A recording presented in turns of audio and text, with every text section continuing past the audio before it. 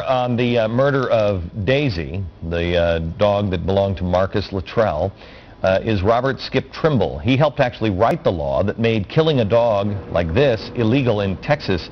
I'm shocked, Robert, that just executing a dog, just putting a bullet in their head for giggles, wasn't illegal up until, what, a year ago? Actually, it was in 2007 that we clarified the law, so this sort of stuff couldn't happen. And also something that you might be interested in the year 2001, this would have been a misdemeanor. So our group, I'm with a group called the Texas Humane Legislation Network, and we lobby the state legislature for animal welfare laws. And of course, you know, when you present something that makes good sense, we have a good Texas legislature here, and they respond. Yeah.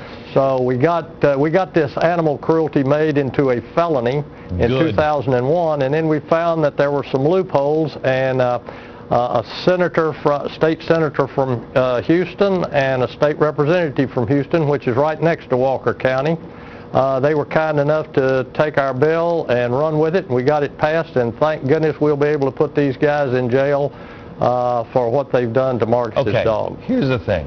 One of them pleaded, I talked to Marcus Luttrell this morning on my radio program. I couldn't get a hold of him for 24 hours, and he had turned his phone off, and I knew that was trouble.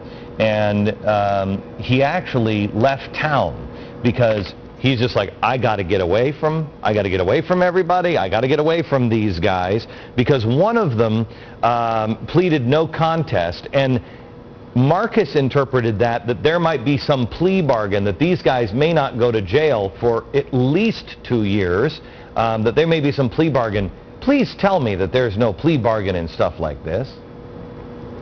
Well, there are plea bargains in virtually every criminal matter, but I'm not familiar with what the district attorney has decided, but I would hope and pray that they not take any plea bargain here. Okay. Not only is this a vicious crime like it's committed, but these are violent people, and now it's dogs, next it could be children.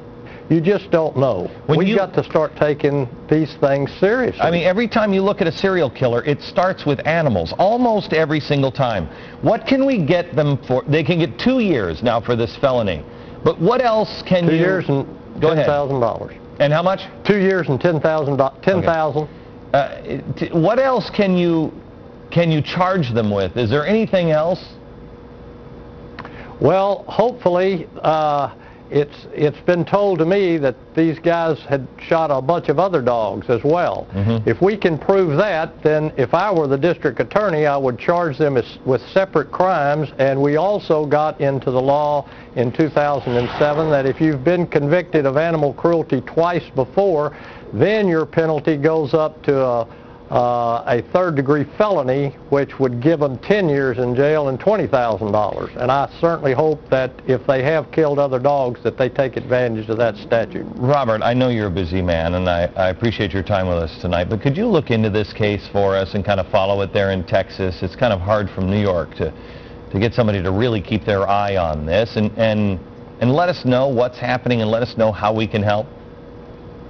You bet. Here in Texas, we finally realize how violent these crimes are. We're going to do something about it. We'll follow up on this. And I just want to tell your listeners in other states, if it's not a felony in your state, contact your state legislature and let's make it one. Yeah, this never, ever ends well. Mark my words, every time there's a serial killer, you look back, they started with animals. It is sick. These guys are sick. Go ahead. We also require counseling when they've been convicted as a child. I had a psychiatrist on last night said that they should be required to be on probation till the day they die, because once you go down this road, you don't really ever turn. It's a really sick and spooky world these guys are coming from, and they need to be monitored. Thank you very much. I appreciate it, Robert. My final thoughts are coming up next.